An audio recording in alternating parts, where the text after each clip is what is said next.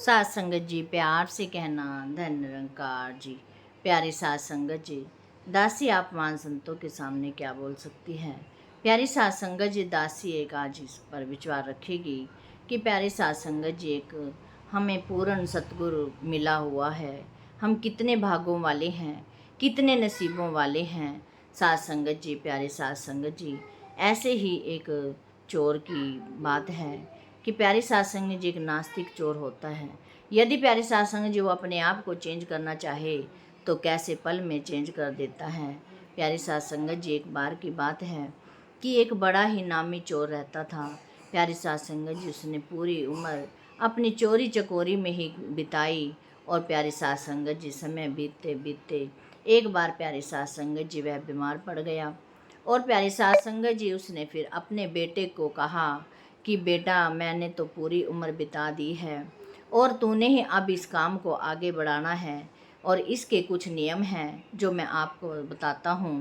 प्यारी सासंगत जी, उसने कहा कि पहला नियम ये है कि कहीं भी सत्संग चल रहा हो, कहीं भी मंदिर हो, कहीं गुरुद्वारा हो, कहीं भी कुछ भी हो, प्यारी सासंगत जी, तूने ऐसी जगहों पर कहीं नहीं जाना कि तो दूर की बात है कि तूने ऐसे रास्ते से भी कहीं से नहीं निकलना जहाँ पे कहीं सत्संग चल रहा हो या मंदिर गुरुद्वारा कुछ भी हो। प्यारी सात संगत जी, उसने दूसरा फिर कहा कि कहीं भी तुझे पकड़ भी लिया जाए, कोई भी पकड़ ले, तो तुझे अपनी गलती का एहसास नहीं करने देना। तूने नहीं मानना कि मैं चोर हूँ और मैंने चोरी की है। तो सात संगत जी, उसने कहा कि ऐसा कहीं तूने नहीं मानना। तो प्यारी सात संगत जी, इतना कहते ही वह चोर भगवान को प्यारा हो जाता है। और प्यारी सात संगत जी, उसने अपने पिता के कहे मुताबिक अगले दिन से ही चोरी करनी शुरू कर दी। प्यारी सात संगत जी, दिन पे दिन चोरी बढ़ती जा रही थी। और राजा प्यारी सात संगत जी जिस शहर का था, तो वो इन बातों से बहुत परेशान हो चुका था कि मेरे राज्य में इतनी सारी चोरी कैसे हो सकती हैं। बहुत परेशान था प्यारी सात संगत जी। उसने फिर प्यारी सात संगत जी, ऐसा हुआ कि एक दिन राजा के राजमहल की ही चोरी कर ली। तो अब तो प्यारी सात संगत जी, राजा और भी ज़्यादा परेशान हो गया। उसने कहा कि अब इसने चोरी तो कर ली, लेकिन अब इसको बाहर तो निकलने का रास्ता नहीं दिया जाएगा। सात संगत जी, उस राजा ने चारों तरफ पहरेदार छोड़े, सिपाही छोड़े, चारों तरफ सिपाही खड़े कर दिए। सात संगत जी, अब वह फंस चुका था। अब उसको कोई निकालने का रास्ता नहीं नजर आ रहा था। प्यारी सात संगत जी, एक रास्ता उसको दिखाई दिया कि जिस रास्ते से वह निकल सकता था वहाँ पर सत्संग चल रहा था। अब वो यही उसको पिता का अपना पहला प्रण याद आया। उन्होंने कहा, उसने सोचा कि मुझे तो पिताजी ने सत्संग पर जाने की तो दूर, उस रास्ते से निकलने के लिए भी मना किया था, लेकिन अब मेरे पास कोई उपाय नहीं है, अब मुझे तो यहीं से ही निकलना पड़ेगा। सात संगत जी, वह पिता का बहुत आज्ञाकारी था। पिता की आज्ञा मानते हुए प्यारे सात संगत जी, उसने अपने कानों में उंगलियां लगा ली ताकि मुझे सत्संग का कोई भी वचन मेरे कानों में न जाए। सात संगत जी, जैसे ही वो भागकर जा रहा था तो सत्संग पर बिछी हुई दरी उसके पैरों में फंसी और सात संगत जी वो गिर गया। सात संगत जी, गिरते ही उसके कानों से उंगलियां निकल गई।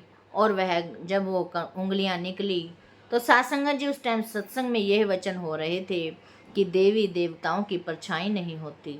सात संगत जी, जब उसने ये सुन ही लिए तो उसने एकदम फिर से कान बंद कर लिए और सोचने लगा कि ये क्या सत्संग में बातें चलती हैं कि देवी देवताओं के कान वो परछाई नहीं होती। ऐसा क्या होता है, कैसे सत्संग होते हैं, मैंने क्या करना है, मेरे किस काम की है ये बात, यदि मैंने सुन भी ली तो मेरे किस काम की है। सात संगत जी, और वो तेजी से आगे बढ़ जाता है। जैसे ही बढ़ता है, प्यारे सात संगत जी सेवादारों के घिरे हुए थे। जैसे ही घूम फिर कर पहुँच कर फिर उन्होंने उसको चोर को पकड़ ही लिया। पकड़ कर प्यारे सात संगत जी, उसको जेल में बंद करा दिया। प्यारे सात संगत जी, उसके सिपाहियों ने बहुत पिटाई की, बहुत पिटाई की, लेकिन वो नहीं माना कि मैंने चोरी की हुई है, क्योंकि उसको अपने पिता का दूसरा प्रण याद था कि मेरे पिताजी ने तो कहा हुआ है कि मैंने दूसरा यही वचन है कि मुझे पकड़ भी लें तो मुझे नहीं मानना कि मैंने चोरी की है। सात संगत जी, वह जिद में अड़ा रहा। अब वो जो सिपाही थे राजा के पास आए और कहने लगे कि राजा जी मैंने तो इनको बहुत पिटाई की है, लेकिन ये नहीं मान रहा, हो सकता है यह चोर ना हो। राजा ने सोचा कि हो सकता है मेरे दरबार वालों ने गलत इंसान को पकड़ लिया है, हो सकता है यह ना हो। तो प्यारी सास संगत जी वहाँ पर एक औरत रहती थी। उसने यही कहा कि मैं किसी भी हाल में इसकी सच्चाई सामने ला सकती हूँ। आप यदि मुझे थोड़ा सा टाइम दें तो मैं आप कोशिश कर सकती हूँ। तो सास संगत जी राजा ने कहा कि ठीक है, आप इसका एक बार पता कर लगा सकते हो। सास संगत जी उसने 2 अपने नकली बाजू लगाई, चारों में मशाल जला ली और एक देवी का रूप बनाकर प्यारी सास संगत जी जैसे ही उसने जेल में एंट्री की, ऑटोमेटिक लाइटें जल गई, ऑटोमेटिक गेट खुल गए। तो प्यारी सास संगत जी उसने रूप ऐसा तैयार किया हुआ था, वहाँ पर तो सारी तैयारियाँ पहले से ही थी। सास संगत जी जैसे ही वो उस आज चोर के सामने खड़ी हुई तो चोर तो एकदम डर गया।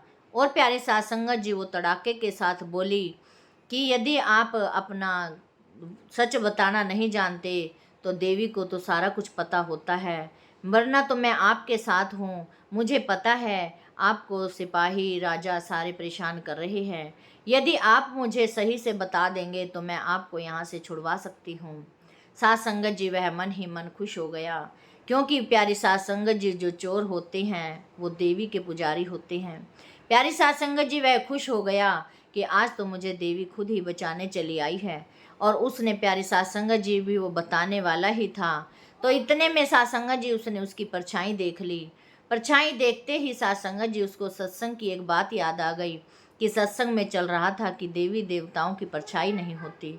सास संगत जी वह बोलते बोलते चुप हो गया और चुप होते ही उसने फिर एकदम अपने आप को संभाल कर उस देवी को बोला कि आप यदि देवी हो तो आप तो जानी जान हो।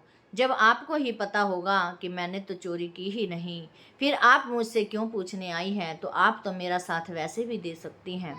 सास संगत जी देवी को वो बाहर जब देवी से बात कर रहा था तो प्यारी सास संगत जी बाहर सिपाही भी और राजा भी उनकी बात रिकॉर्ड कर रहे थे। तो सास संगत जी उस औरत ने कहा कि यह सच में ही सच बोल रहा है, यह इसने चोरी नहीं की है, आप इसको छोड़ सकते हैं। सास संगत जी राजा ने उसको छोड़ दिया। जब प्यारी सास संगत जी उसने छोड़ा तो प्यारी सास संगत जी रास्ते में सोचता सोचता जा रहा था कि मेरी 1 मिनट की एक बात की सत्संग में जाने की सुनने की, एक क्षण में सत्संग में रुका, वो भी धोखे से मेरे कानों से निकल गई और वो बात मेरे आज यहाँ पर काम आ गई, जो जिस बात ने मुझे यहाँ पर आज बचा लिया, वरना तो आज मैं मर ही जाता।